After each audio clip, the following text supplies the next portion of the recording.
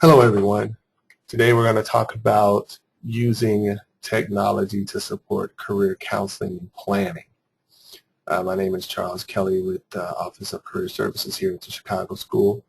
I have some good information here regarding this information here. Career counseling and planning using technology is an exciting opportunity for counselors, and I want to be able to share with you some general insight to what it takes, what it's all about, and the importance of the counselor being prepared to use this technology.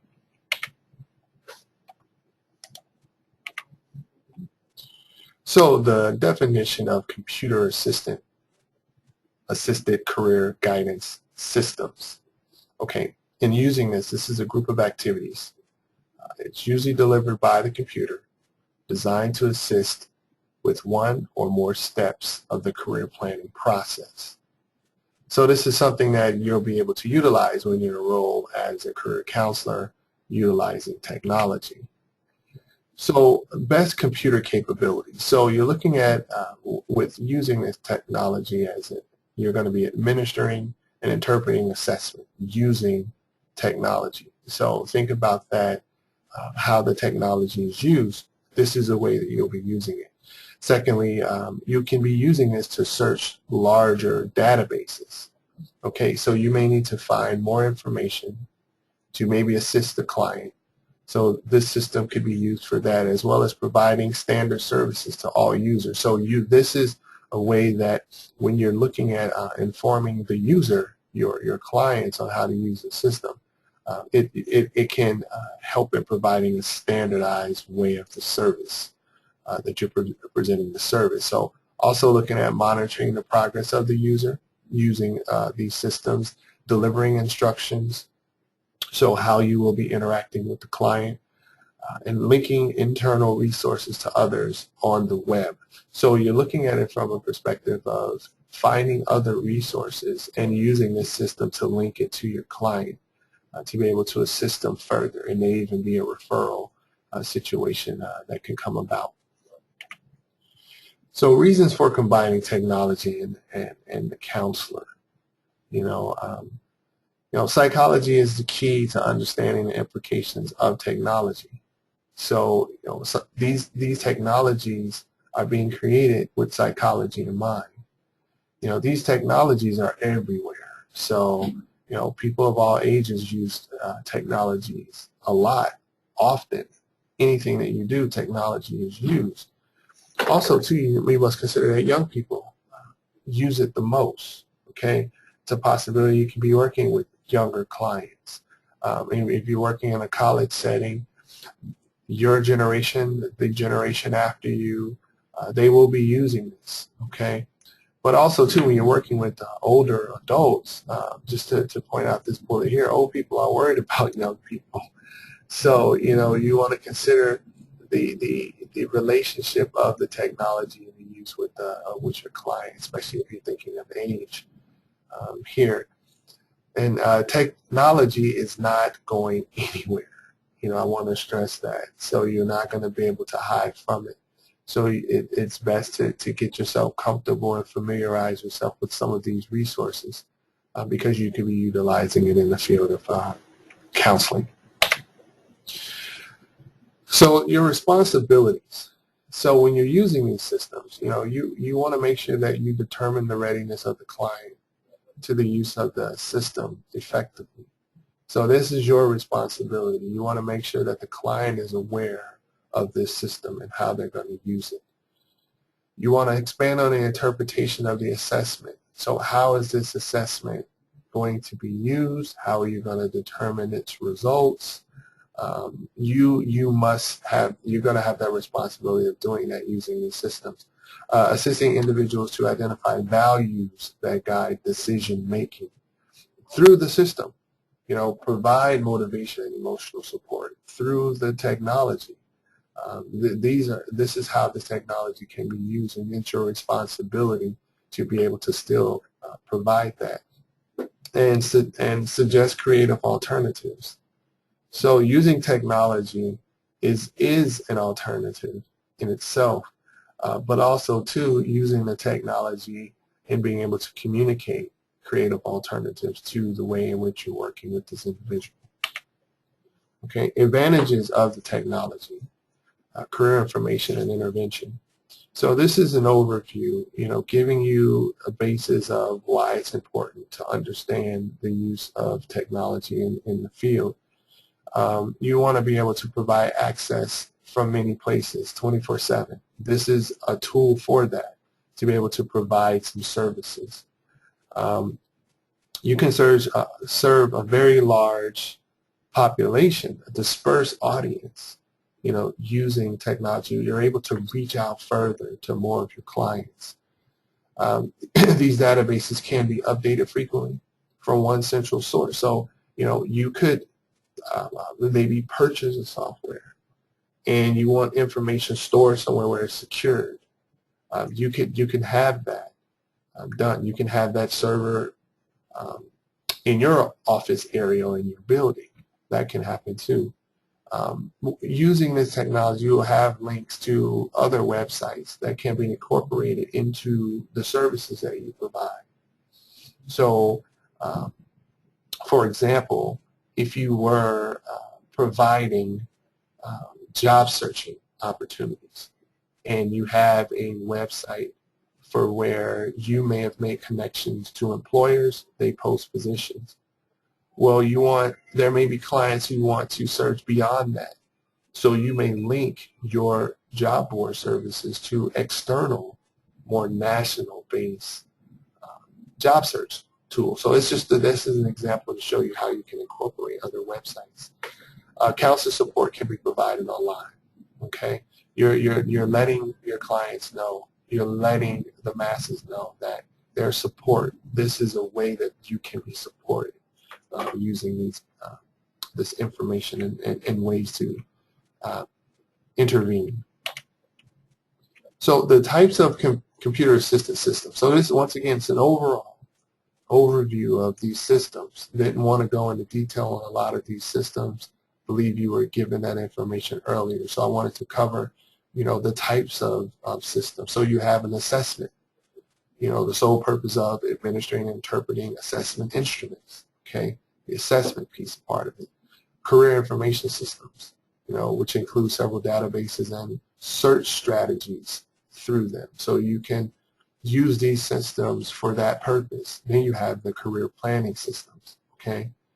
In addition, it provides the assessment, but it also provides the career planning process. And it can store users' records. So for example, you think of a professional portfolio. As you provide counseling to someone, career counseling to someone, and part of the process is to store their activities maybe on a college campus, to create a portfolio, to have a sense of a record, to be able to share to employers, or a way to look back and actually see their involvement. So here are your three types of computer-assisted systems, okay? So then the selection of these systems, okay, as a career counselor, the guidance person, to be able to determine these systems. So, theoretically based, if any, is how are these systems grounded in their approach? The use of assessment, online or entering in scores. Is this a capability within the system? Is this something that you desire to have within the system? Quality and comprehensiveness of the database. Is this information easy for the user to be able to identify, understand, and it's a seamless process between you and the client? User friendliness and appeal. Are there pictures on there? Where are the areas of searching, how to find information? Is it in big bold letters? Is it very bright buttons? Is it a single sign-on? They sign in one time and have access to everything, or do they have to sign into multiple places? These are things that you want to understand when you're selecting. Multimedia capabilities. Is it a way that maybe you could have video conferencing? Are you able to record audio, have support from other links that offer multimedia? Are you able? Is it capable of doing that? If that's something that you would desire to have, linkage to websites. Is it capable of being able to link? And I talk about the single sign-on, which is just signing in once, and then you have access to everything that's within the site. So the linkage to the websites, and then the quality and service of the vendor. So I think this part is important. When you're choosing these systems, the vendor, if you needed help with troubleshooting, are they available? Tech support, things of this nature. So you want to make sure there's a quality behind and the service behind the vendor. Okay, when you're thinking of yourself, your competencies that are needed for running these systems, you must have a detailed knowledge of the system or the site. You must have some sort of technology. If it's just general or basic technology, some understanding. So you need to really understand the system that you're going to use. Capability to diagnose the user's needs. So in understanding this system, you can understand how the system can assist with the client's need and capabilities. Okay, so you want to make sure that you're able to profit from this juice of this technology. So you want to make sure that the user has the capability. So you may have to train. So you need to be able to have that capabilities to motivate the user to invest the time. This is with you understanding more about the engine in which you're using, your system in which you're using. What would be the benefit to the user? So you want to be able to have the ability to motivate and ability and capability to assist the user to turn data into information. So how the user is inputting this information, and from that you're inputting this data and you're creating this information to tell to the user. So if it's an assessment, you're analyzing it to determine maybe some goals or process. You want to make sure that their capabilities are in there, but you understand what you're doing when it comes to that. And capability to move the user beyond information to an action, which goes with the bullet above. You want to be able to have the information available so that an action can take place to move the client along. Okay. Counselor computer models. So this here is talking about the types of models, computer systems that you can use. It could be a one-on-one counselor, a computer-based system or website. So you're thinking about, the types of services you want this system to have. There are, group guidance, computer-based systems, group counseling, computer-based systems, and then cyber counseling, use of assigned websites. Okay, this could be referral or referring, and so we'll get into that too.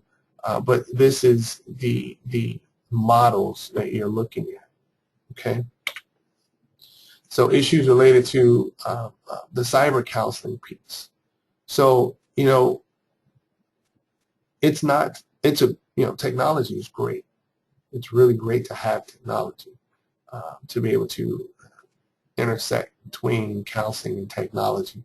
But there could be issues that can arise. When you're thinking about the client, maybe, or even yourself, how you thrive in the work that you do. The environment can be an issue.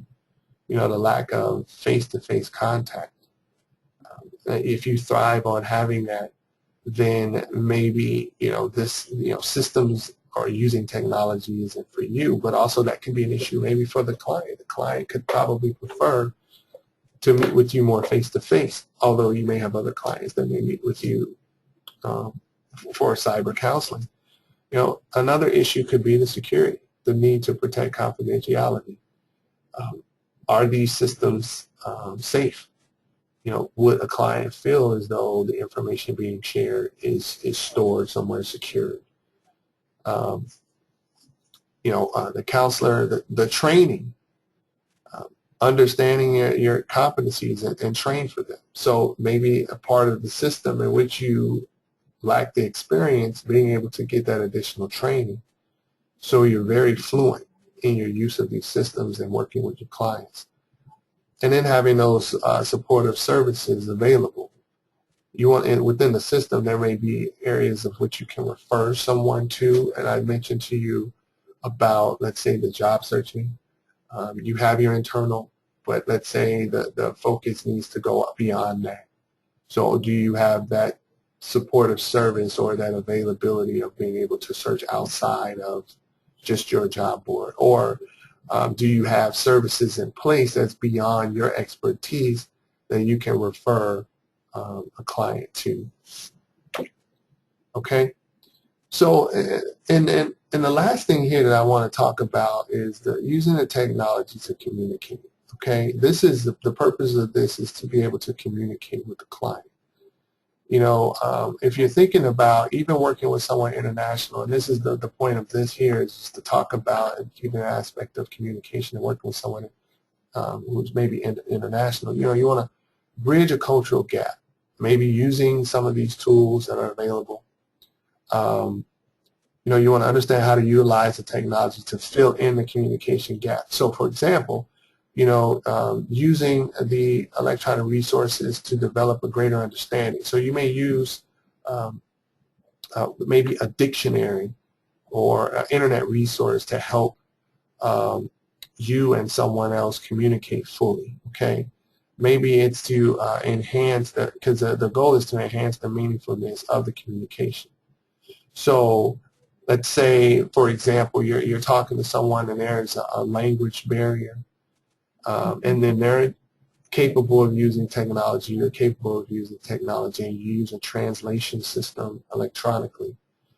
Maybe you may define that there are certain slogans that you use, or if you use a lot of metaphors in your talk, you may want to look to identify and communicate that to your client and say, hey, when I communicate, I often use metaphors, and understanding you both have a clear understanding of what metaphors are. So as you're communicating that there are metaphors that are used in your client's, let's say, language as well. So maybe you're now getting to a point where you're teaching yourself to not use those when you communicate. So to make sure that you have a seamless communication stream, and then you're able to then make it meaningful, and you can advance the client on. So it's important to know that this technology is used to just communicate. Okay, it's a newer, innovative way of communicating to be able to reach more people. So I want to thank you very much for your time. If you have any questions, please let me know. And so from this point, just let me know if you have any questions. I really appreciate your time. Thank you.